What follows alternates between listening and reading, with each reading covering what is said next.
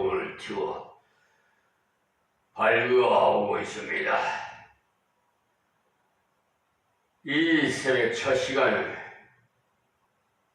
하나님의 음성을 듣는 아주 반갑고 기쁜 시간입니다. 우리 모두 귀담아서 하나님의 말씀 한 말씀 한 말씀 받을 때마다 열마디에 깨닫는 지혜를 달라고 기도하시고 준비하셔서 받는 분들은 옥토에 떨어져서 30배, 60배, 100배로 열매가 맺힐 줄 믿습니다. 아주 기분이 좋습니다. 새로운 날, 새 마음으로 우리 살아갑시다. 오늘은 마태복음 3장에 대한 성경 요점에 대해서 먼저 말씀을 드리겠습니다.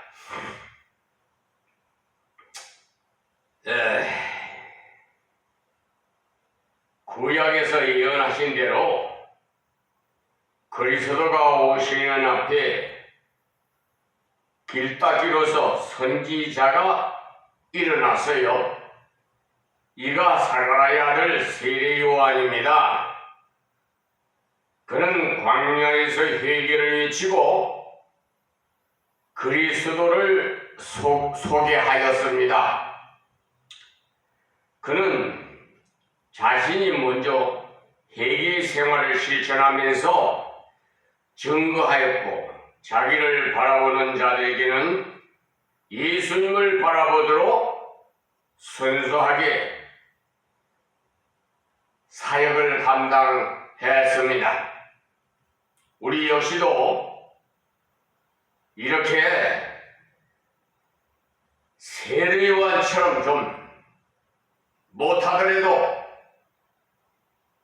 좀 어느 정도 비슷하게 이라도 좀 닮았으면 좋겠습니다. 엉뚱한 소리 하지 마시고 세상 소리 하지 마시고 영혼을 깨우는 열매 맺는 그런 말씀을 받아서 성령의 9가지 열매가 맺히는 복된 시간이 되기를 바랍니다. 예수님이 세례 받기를 청했을 때 사양하였으나 주께서 명하시매 순종해서 세례를 베풀었어요. 주는 세례를 받을 필요가 없는 무지하신 분이나 만민의 죄를 대속하실 분으로서 세례를 받아서 모든 것을 대속의 진리와 연관시켰습니다. 세례 받을 때 하나님 말씀이 나타나 세례 요한으로 하여금 더욱 확실히 증거할 수가 있었습니다. 그래서 첫째, 예수님이 길닦이 세례 요한의 회개의 위침과 세례 베품이 바로 3장 1절에서 12절의 말씀입니다. 여기서 세례 요한은 회개함으로 천국을 맞을 준비를 증거했어요. 자기의 죄를 내놓고 하나님의 약속을 의지할 때 하나님의 다스리심이 나타나는 말씀이 3장 1절에서 2절 말씀입니다. 그리고 세례 요한의 역사도 우연한 것이 아니고 하나님의 언약대로 주를 영접할 수 있도록 준비케 하는 선지자가 올 것을 말씀하신 대로 보내주심으로 말씀을 바르게 상고하던 자들은 다 은혜에 참여하게 되었습니다. 그 말씀이 3장 3절 말씀이고요. 그리고 4절, 6절 말씀은 세례 요한의 역사도 우연한 것이 아니라 그러니까 자신이 회개의 증표를 가진 생활을 통해서 증거함으로 많은 무리들이 나와서 죄를 자복하고 회개의 증표로 세례를 받게 됩니다. 그리고 7절에서 9절의 말씀은 형식적으로 나오는 것으로 만족하지 않고 회개의 열매를 맺고 혈통이나 자기 의를 버릴 것을 강조하셨습니다. 그리고 궁일로 경고하실 때 회개함으로써 주를 영접해야 한다는 것을 강조하시고 자기가 하는 일을 그리스도를 소개하기 위함을 강조해서 오직 그리스도에 대한 태도에 따라서 은혜를 입을 수도 심판을 받을 수도 있음을 강조하신 말씀이 바로 3장 10절에서 12절 말씀이에요. 그리고 3장 13절에서 17절까지 말씀은 예수님께서 하나님의 뜻을 이루기 위해서 그러니까 메시아임을 확실히 알고 있었으므로 세례 베풀기를 거절했고 자신이 의지하고 순종해야 할 뿐임을 고백을 합니다. 그것이 13절과 14절인데요. 세례 요한 자신의 이성을 주의 말씀에 굴복시켜서 순종했어요. 이것은 그리스도가 만민의 죄를 대속할 뿐이시므로 사람의 대표로서 받으시는 세례임으로써 하나님의 뜻을 이루기 때문입니다. 15절 말씀에 기록되어 있습니다. 그리고 16절에서 17절의 말씀에는 세례를 받으시고 올라오실 때 삼위 하나님의 동거하심을 보여주심으로써 그리스도는 완전한 인간이시고 또한 참 하나님이심을 보여주셨습니다. 그래서 이 3장에 나타난 진리는 세례 요한은 자신의 삶이 죄를 깨닫게 해서 인간 무능을 철저히 알려서 그리스도만 의지하게 하는 것임을 드러내 증거했습니다. 그리고 둘째로는 회개는 그 열매가 합당해야 한다. 그러니 형식적인 세례만 받아서 소용이 없고 그 마음과 생활에 전환이 있어야 돼요. 그리고 세 번째로는 그리스도에 대한 태도가 인간의 앞날을 영원히 결정하는 계기가 됨을 강조함을 기억해야 합니다.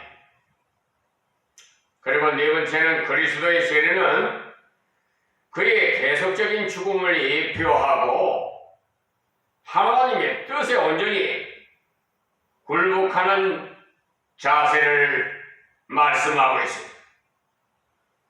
그래서 성부 하나님의 그리스도에 대한 증거를 드러내는 계기가 되게 하셨습니다. 그래서 마태복음 3장은 구약의 구약의 말라기와 신약의 마태복음의 그 사이 400년간의 소위 침묵기라 불리우는 중간시대 이후에 공인된 선지자가 없었어요. 그런데 하나님께서 그의 대언자로 세례 요한을 예수님 앞서 보내셔서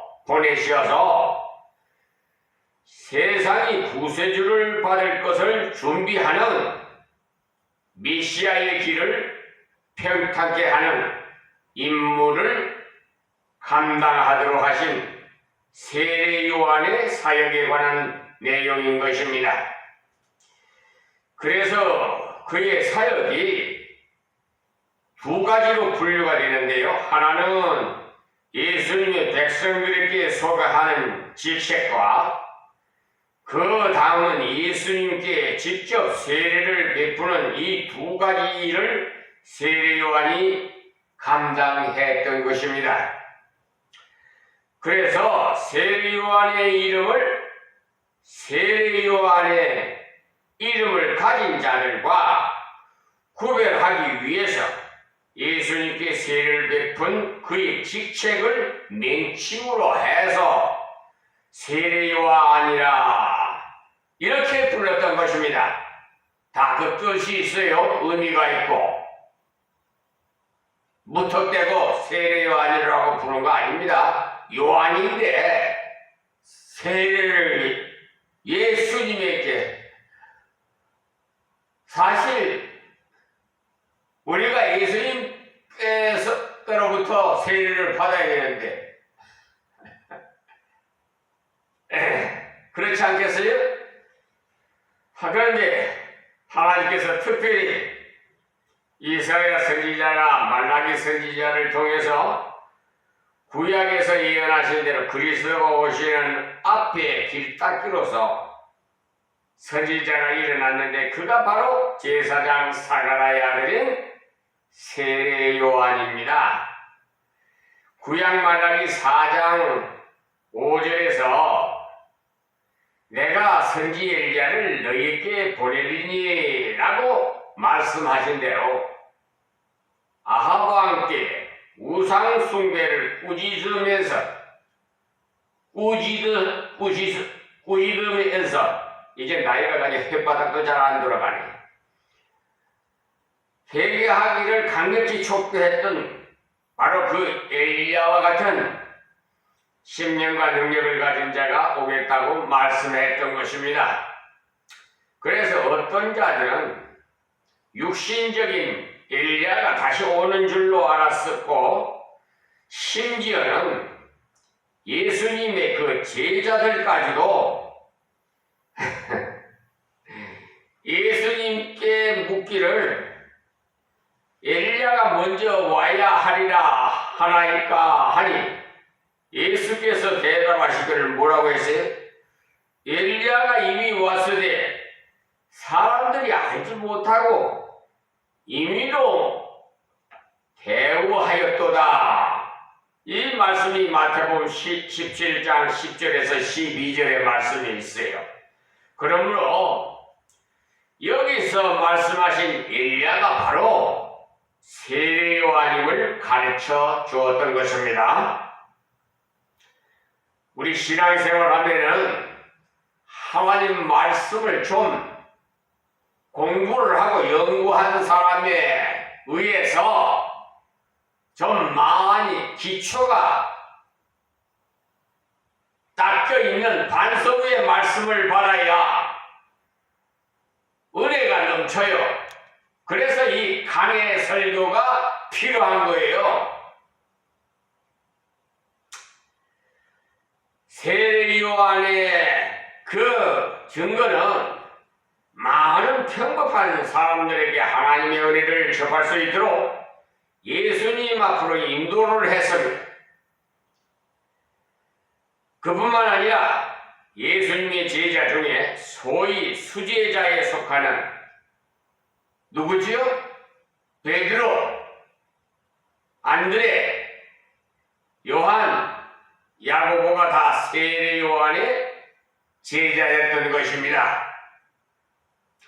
이 사실에 대한 말씀을 요한복음 1장에 보시면 나오는데, 세례 요한이 자기 제자와 함께 섰다가 예수님이 지나가시는 것을 보고 증거하기를 보라 하나님의 어린 양이로다. 요한복음 1장 36절 말씀이에요. 하니까 두 제자가 그 말씀을 듣고는 예수님을 쫓아가서 그가 계신 데를 보고 그날 함께 거했다고 기록되어 있어요. 요한복음 37절에서 39절이에요. 이와 같이 세례 요한은 순수하게 예수님 앞에서 사람들의 심령을 회개케 하는 일과 함께 예수님을 소개했던 사람이에요. 그러니까 그는 제사장의 아들로서 그는 광야에서 회개를 외치고 그리스도를 소개했던 것입니다. 그래서 세례 요한은 하나님의 말씀을 액면 그대로 순종했던 사람이고, 선지자 이사야를 통해서 말씀하신 대로 광야에 외치는 자의 소리가 있어라고 하셨기에 그는 광야에서 회개를 외치고 그리스도를 소개했던 것입니다. 우리가 얼핏 생각하기는 전도하기에는 광야보다 사람이 많이 왕래하는 번잡한 도시가 더 나을 것으로 여겨지나 그는 말씀대로 광야에서 외쳤던 것이, 어느 목사님의 간증을 들었는데요. 하나님께 기도를 했더니 저 벌판에다가 교회를 건축하라고 그러더니 아무것도 없는 벌판에다가, 그래서 하나님의 명을 받아 그곳에다가 예배당을 건축했더니 그 주위에 그냥 아파트가 들어서가지고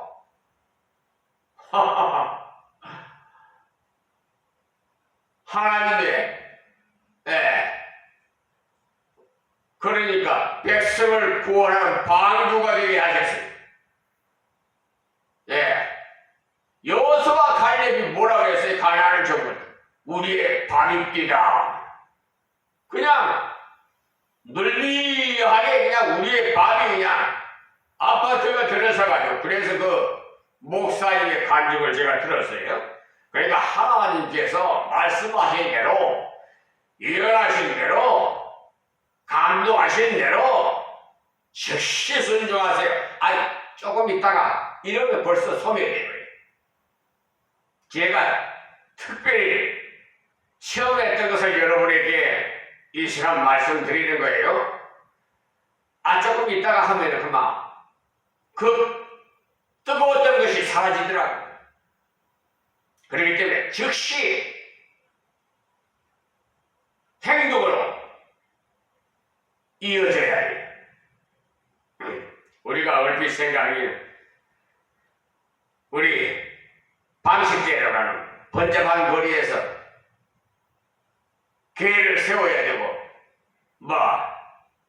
외쳐야 될 줄 아는데, 아니, 하나님의 생각과 우리의 생각은 반대가 될 수가 있어요. 그러니까 여러분, 대형교회에 목사님이 성공한 것 같이 여러분들은 보일지 몰라도 저 오지에서, 농어촌에서 한 영혼을 놓고 눈물 뿌리며 사명을 감당하는 목사님의 상이 더 큰 것을 아시기 바랍니다. 도시에서 대형교회 하시는 목사님은 이미 성김을 다 받았으니 내가 너에게 줄 것이 없다 그러십니다. 그래서 우리 장로교 합동 총회에 속한 낙원교회 목사님이 저기 태안 수양관이 있어요. 거기다가 농어촌에서 수고하고 애쓰는 목사님들을 초청해서 만찬을 베풉니다. 그 자리에서 뭐라고 하는지 아십니까? 지금은 소천에 하늘나라에 가 계신 줄 믿습니다마는 여러분이 받는 그 상을 받고 싶다 이겁니다.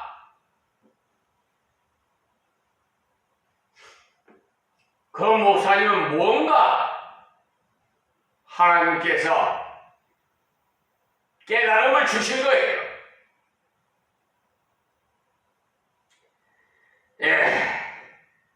요한은 하나님의 말씀을 행행 그대로 순종하면서 광야에서 외쳤고 어떤 면으로는 사람들에게 비정상적인 미충하기로 인상을 주게 되었지만 처음에는 사람들이 저 미치광이 아니야?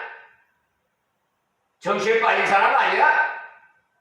비웃던 자들이 그럴 거 아니에요. 사람 하나도 없는 데서 광야에서 고함을 치르면서 회개하라 천국이 가까워하노라 외치니 사람 한 사람도 없고 사람도 없는 광야에서 외치니까 보는 사람이 생각할 때 우스꽝스럽지 않습니까? 여러분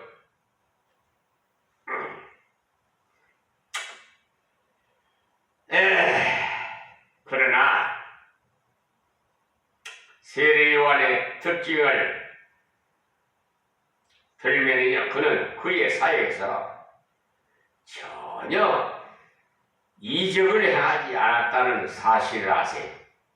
그는 수수하게 하나님의 말씀을 자신이 먼저 순종하면서 광야에서 외치는 자의 소리로서 이 사명을 감당했던 것입니다. 아시겠습니까? 남의 사람 미치광이로 보든지 우스꽝이로 보든지 지금 저 역시도 마찬가지예요. 지금요 여러분들이 우리 교회에 와서 보시면은 깜짝 놀랄 거예요. 저는 천사와 천군과 불말과 불변과 호위에서 경배를 드리고 있어요, 여러분. 그런데 얼마나 뜨거운지 압니까? 수천 만명이 운집한 곳에서 외치고 설교하는 것보다 더 뜨겁고 감격해요. 그 힘이 어디서 나와요? 우리 하나님의 은혜 능력에서 권능에서 나타난다는 사실이에요. 그러니까 여러분 교인들 숫자에 보지 마세요. 하나님을 보세요. 목사님도 그렇고 교인들도 그렇고 사람 보지 마세요. 하나님만 봐요. 그러면은 성공해요. 세상 사람들은 실패한 것 같죠? 그러나 하나님이 보실 때는 승리한 사람이에요. 성공한 사람이에요. 아시겠습니까? 그런 믿음이 없으면 아예 세상적으로 가세요. 숫자 많은 곳으로 눈으로 믿으세요. 대교회 찾아서 가고 아주 그냥 유명한 목사 찾아가고 그래 하세요. 성령이 인도하는 대로 가는 것이 성공하지 혈연이나 지연이나 학연이나 따라가면 안 돼요.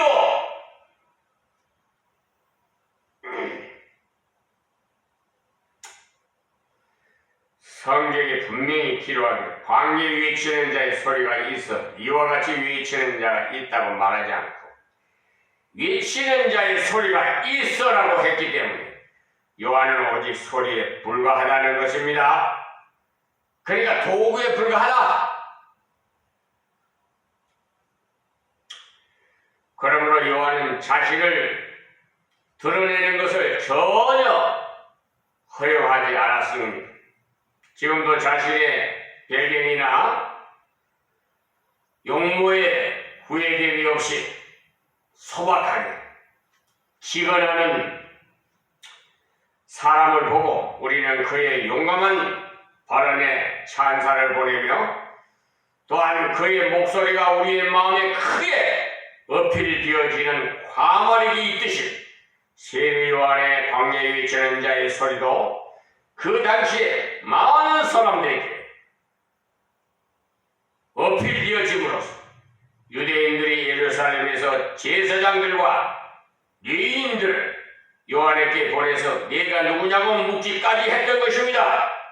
그럴 때 요한은 숨기지 아니하고 드러내서 하는 말이 자기는 그리스도가 아니라고 말하자. 그러면 어째서 세례를 주느냐고 하니까 요한이 대답하기를 나는 물로 세례를 주거니와 너희 가운데 너희가 알지 못하는 한 사람이 섰으니 곧 내 뒤에 오시는 그이라. 요한복음 19절에서 29절을 참고하십시오. 그러니 세례 요한의 세례 의식은 바로 하나님의 말씀대로 광야에서 외치는 자의 소리로서 그 소리 자체는 하나님께서 주신 소리이기 때문에 이 소리를 듣고 회개하는 사람에게 그 회개의 표를 주기 위해서 물론 세례를 준다는 것입니다. 지금 비유적으로 말씀드리면 제가 이렇게 강의 설교를 하는데 이 마이크가 도구가 돼서 음성을 높이지요. 여러 사람이 다 들을 수 있게끔 이렇게 확성되는 이 도구와 같은 것이 세례 요한이었다 이 말입니다. 저 역시 마찬가지고요. 여러분들 다 하나님의 도구가 돼야 돼요. 주인의식을 가지고 안 돼. 청지기 사명을 감당해야지.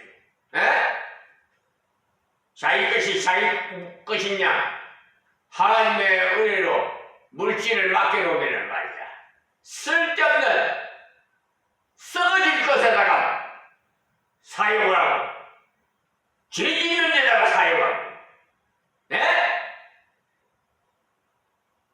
하나님께서 돈을 맡겼대. 그런 데 쓰라고 준 줄 압니까? 행위가 배고파서 지금 죽을 지경인데 말로만 가서 배부르라? 무슨 소용이 있어요? 하나님께서 그래서 저는 목회 철학이라고 말해야 또 되겠는가 모르겠는데만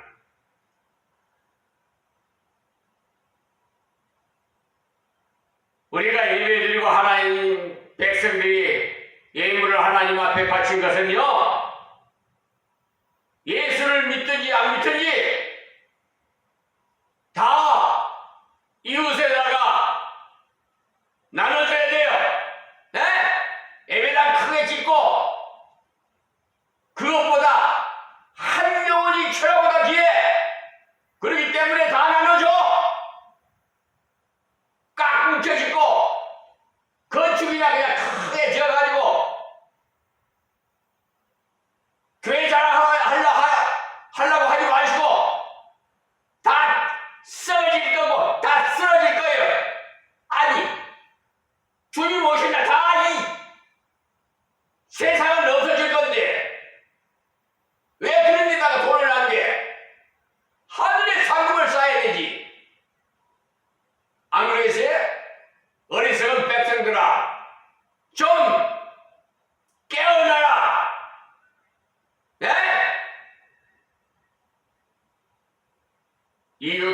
방송을 시청하시는 분 보이는 자는 들을 것이어서 들음고만 있으면 소용없어요. 실천해야 돼. 어느 교회가 있으면 도와줘야 되고 형제가 배고프면 나눠주고 해야지. 꽉 뭉쳐짓고 탐심이 우상이에요. 그러니 세상 사람들이 그냥 뭐 아파트가 100채니 200채니 뭐 아유 돈 가진 사람들이 더 무섭다니까. 그리고 하나님께서 높은 자리에 세상 무슨 법관 자리에 앉혀주면은 하나님의 의로 심판을 해야 되는데 판결을 해야 되는데 이 못된 불의한 법관들은 양심 있는 법관들이 상처를 주고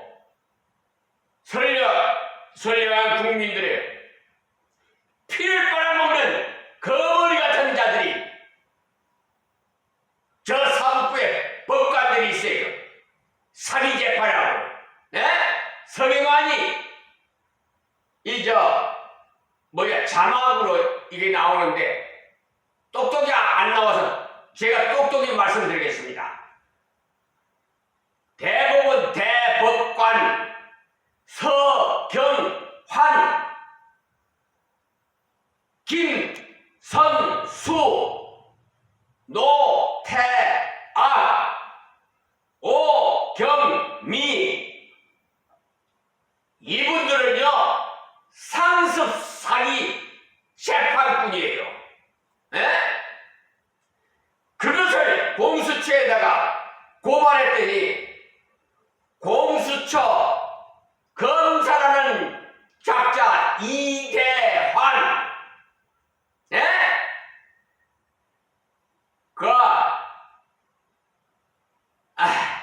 어제 그냥 공수처에 갔는데 나왔으면 그냥 한번